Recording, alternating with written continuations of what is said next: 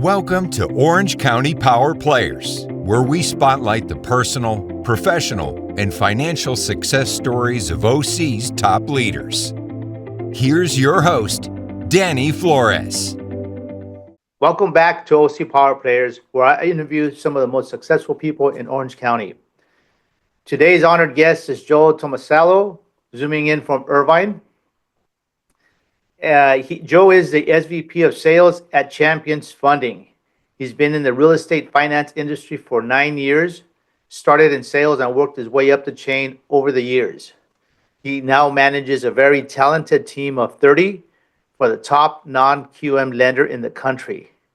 Before transitioning to real estate finance, he spent time in wealth management at Morgan Stanley after graduating from UCLA, where he studied history and economics and also played football. He would say his proudest accomplishments lie within his team that he's built over the last 9 years and being not only a leader, but a mentor. So Joe, welcome. And before we get started, I just have to tell you that I'm a Trojan. Danny, thanks for having me. It's great to be here. Not everybody's perfect, but even all of us UCLA Bruins, we love our counterparts across town as well too. So it's great to be here with you. Yeah. No, thanks so much. So tell me, obviously, tell me a little about the football that you played, because that's something that's getting ready to start. I think SC has one of the best recruiting classes for 2026. Tell me about how that experience was, and then we'll move on into your career. It was amazing. I'll tell you, I really miss those days. It's been 25 plus years since I played, but I still remember those days like it was yesterday. And, I played football my whole life. It was always my dream to go play at UCLA. After finishing up high school, I went to junior college for a year and got the opportunity to get a scholarship to go to UCLA. And it was one of the best experiences of my life. And, the network that I built while I was there at UCLA is still strong today. I still, interact with those guys, often. So it was an amazing experience, and I miss it still to this day. Right. So then the reason I wanted to bring that up is because so that everybody knows that college is a good place to go. I know there's a lot of different talks and you don't have to go to college, but aside from learning to learn, it's the network that you get exposed to and that gives you a head start in your career, whatever your career may be. Yeah. It's funny. My wife and I, we were talking about this exact topic just the other night. And, there's a lot of talk about how college seems to be kind of getting more and more irrelevant, as time goes. And I think what a lot of people don't understand about, just the overall college experience is it isn't necessarily about the curriculum that you learn while you're there in class, but it's more about the experience of going to school and, learning how to manage your time between class and extracurricular activities. And then like what you touched on, the actual network, the people that you meet while you're there and the relationships that you build, those relationships will last well past college and into your professional career. And, even for me, my background with being at UCLA really opened the door for me to get into the role that I've been in for the last 9 years. So that network is just so vitally important for so many people. And I don't think it's valued, as much as it should be. Right. So now tell us what you did once you got out of college and how you got into the position that you're at now. Yeah. So once I graduated from college, I got into the investment side and went through the private wealth management program at Morgan Stanley. I was still in LA at the time. I worked out of our Beverly Hills office and, went through the training program and got fully licensed with the 7 and the 66 and 33 and insurance and, really learned that whole side of the business. Was there for a while, and then before we knew it, 2008 came, and that was sure an interesting time for that industry. And after that kind of came to an end, shortly after that, I made a transition, into finance on the real estate side, and been doing it ever since. And man, it's been an amazing ride. That is awesome. So now you went from Morgan Stanley to the then lending, right? That's what you did? Yeah, that's correct. Yeah. So from there, I went to what was at the time Citadel Servicing. Citadel Servicing was one of the original non-QM lenders. And for those of you who might not be familiar about non-QM, non-QM is it's a private lending sector that kind of falls right in between your conventional, Freddie, Fannie, FHA lending, and then hard money. All right, so non-QM covers everything that's in between that. We really focus on financing, self-employed borrowers and investors, foreign nationals, and those super jumbo loans, as well too. My transition from Morgan Stanley into the real estate finance side was somewhat seamless, because while at Morgan Stanley, a big part of what we did, and as a part of our asset allocation, included a lot of real estate finance stuff. So I already had somewhat of a background into it. But yeah, that move was life-changing for sure, and it's been a great ride ever since. Can you explain, you mentioned that non-QM lending is between hard money and conventional lending. So it's right in between. Can you explain, like, who would use that, and why would they use that type of lending versus going to a conventional lender or a hard money lender? Yeah, sure. So the majority of all of our borrowers that we lend to are going to be self-employed. So these are going to be business owners or independent contractors, or anybody that operates maybe on, as a sole proprietor and files a Schedule C. Most of these borrowers have, they take advantage of a lot of different tax write-offs, that they get through being self-employed. So a lot of them just don't show enough income on their tax returns to be able to qualify the conventional route, by showing their full 1040s. So as having alternative options for them, we qualify them through bank statement programs, P&Ls. We have a 1099 program, where instead of looking at tax returns, we'll look at more cash flow and what their business actually generates, from a gross sales standpoint. And we can qualify them, just looking at those documents. And then another big side of what we do is going to be for all those real estate investors. So you have a lot of real estate investors out there that have, portfolios of properties that they own. And when they try to go qualify the conventional route, it's just a lot of paperwork documenting all their different rental properties, taxes and insurance, lease agreements, expenses that they write off on all those properties as well too. It can be very challenging for those borrowers to be able to qualify the conventional route. So again, instead of qualifying them with tax returns, we just look at their individual properties and how they actually cash flow using their rental income. So it's just a lot less income documentation, and it's a much easier program for those borrowers to get financing, much more efficiently. But they're not those no stated income loans, though, right? Yeah, they're not stated income. So, anything that's going to be owner occupied, meaning if a borrower is going to buy, purchase or refinance their primary residence, we're still showing their income, and we're still running a debt to income ratio to make sure that, they qualify from that standpoint. Right. The only difference between what we do and what conventional lenders and banks do is, instead of looking at tax returns to determine what their income is, we're going to look at their bank statements, or we're going to look at their P&L for their company, or even just a 1099 statement to show, what their business is actually bringing in from a gross sales side. And how do you collateralize those? Because if you go to a conventional lender, you're probably borrowing on real estate, and they put liens on those. Yep. What do you guys do for that, for collateral? Are you doing UCC filings or combination? Yeah, no, we do the same thing as conventional lenders do. So, our collateral is going to be the property itself. And, all of our loans that we make are going to be in first position, on a piece of property. We don't do any seconds, so we just do all first liens.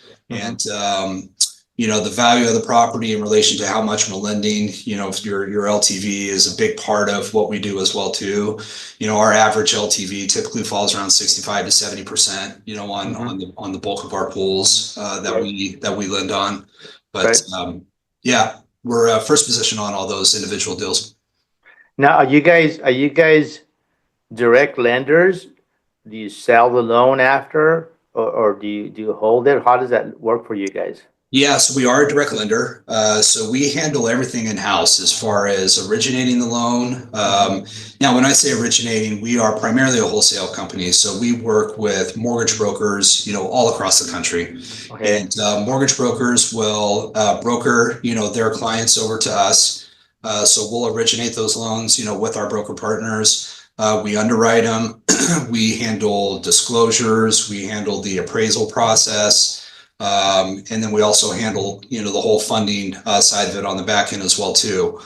After we fund these loans, we do both. We sell loans to, several different investment banks that we're partnered with, and then we also do our own securitizations as well. So it's a combination of the two. Okay. Now, what do you see? Who do you see the market today with the current interest rate environment? Tough. Yeah. It's been a tough market for sure. Over the last couple of years, we've seen interest rates, raise, faster over a short period of time than they ever have, before over the last, couple decades. So it's been a challenging market, for sure. But with that being said, we've also seen our specific sector, be it non-QM, have some of the largest growth that this sector has ever seen, over the last 9 years. For example, for us here at Champions, just this last month in May, we set a new company record. We funded over 500 million in all non-QM wholesale loans, which in my 9-year history is the largest number that I've ever seen one, individual non-QM lender do on the wholesale side solely. So even in a tough market for the industry as a whole, we've still seen substantial growth on the non-QM side. So could that be attributed to maybe your marketing efforts and your push to create more relationships with more brokers? Yeah, I think so. It is. We here at Champions, we really focus on trying to give our broker partners as many different tools as possible to help them qualify as, many different borrowers as they can. We have some programs and some guidelines out there that, none of our competitors offer. So we give our broker partners a competitive edge to really win more of those deals than they would if they were working with other lenders. And that has certainly played, a big part of our growth. But the second part of that too is, it's our efficiency with being able to get these loans funded, within a quick time. Because in our world, it's all about speed and being efficient. You have purchases that have to close within a certain amount of time. You have a lot of borrowers who need to, complete refinance transactions, within a certain period of time. And doing non-QM loans typically is a lot more difficult than conventional because they're all outside of the box and they're manual underwrites. It's not they're not done through CU where everything's automated. So having a really efficient, operations team like we do here at Champions is really vitally important to having our broker partnership grow. Now, are your interest rates a little bit higher than conventional loans because of the QM status?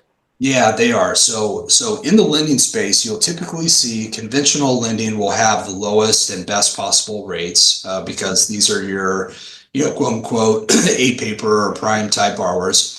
Then you'll have non-QM pricing that will typically be slightly higher than conventional.